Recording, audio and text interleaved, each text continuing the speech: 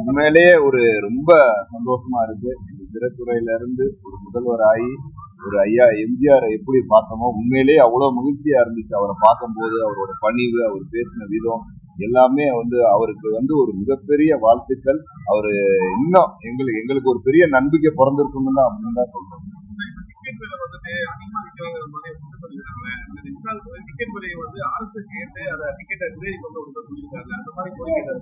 அந்த கோரிக்கையும் கொடுத்துரும். ஆன்லைன் டிக்கெட் பண்ண சொல்லி அதையும் சொல்லிருக்கோம். எல்லாம் மனுவாக கொடுத்துருக்கோம். அது எல்லாம் ஒரே டைம்ல சொல்ல முடியாது. அதனால ஒண்ணுன்னா முதல்ல அவருக்கு ஒரு வாழ்த்து சொல்ல, நேர்ல வாழ்த்து சொல்ல தயாரிப்பாளர் சார்பா நாங்க நிர்வாகிகளா நாங்க கொடுத்த மனு பரிசீலிச்சு இண்டஸ்ட்ரிக்கு என்னால என்ன பண்ண முடியுமோ அதை நான் கண்டிப்பா பண்றேன்னு சொல்லிட்டு உத்தரவாதம் கொடுத்திருக்காரு. அதே எங்களுக்கு ஒரு பெரிய ஒரு பலம். ஆக்சுவலா இவ்வளோ நாங்க எதிர்பார்க்காதது அவர் வாயாலே சொன்னது எங்களுக்கு ரொம்ப சந்தோஷமா இருக்கு. நாங்க ரொம்ப மகிழ்ச்சியா இருக்கோம்.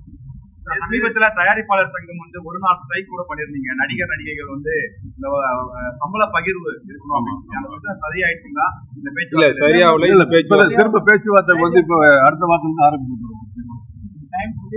டைம் சொல்லியிருக்கிறாங்க. அதே மாதிரி அடுத்த மாசம் 1 வீக்ல இருந்து அது இன்சியலுக்கான ஸ்டேஜ் ஆரம்பிச்சிருக்கோம். சினிமா துறை சார்ந்தது பிஎம் கட்டுப்பாட்டு கீழே அந்த மாதிரி ஏதாவது அவர் தனிப்பட்ட கருத்து, அது நம்ம சொல்ல முடியாது. அது ஒட்டுமொத்த நடிகர்களுடைய கருத்து இல்ல. அது அவர் தனிப்பட்ட முறையில்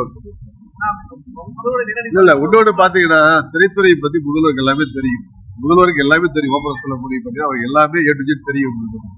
அதனால எல்லாத்தையுமே இப்ப பாத்தீங்கன்னா பதவியேற்று ஒரு வாரத்துல எல்லா டிபார்ட்மெண்ட்டையுமே டே டு டே என்னென்ன இஷ்யூஸ் வருது எல்லாத்தையுமே ஃபாலோ பண்ணி பாத்துக்கிட்டு இருக்காரு.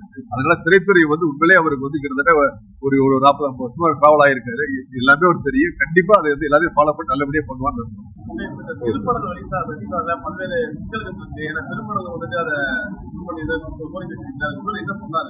இல்ல. நாங்க எல்லாத்தையும் எடுத்து இப்பதான் முதல்ல வாழ்த்து சொல்ல வந்திருக்கோம். நாங்க ஒரு லெட்டரா கூட அவரும் ரொம்ப பிஸியா இருக்கு.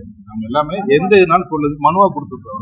அதாவது ஆரம்பத்துல எப்படின்னா எல்லாத்தையும் ஒரே டைம் கொண்டு போக முடியாது. ஸ்டேஜ் பை ஸ்டேஜா தான் பண்ண முடியும். அப்படிங்கறனால கிட்டத்தட்ட ஒரு 10 வருஷமா சப்சிடி, அதாவது சின்ன படங்களுக்கான மானிய தொகை ரொம்ப பெண்டிங்கா இருக்கு.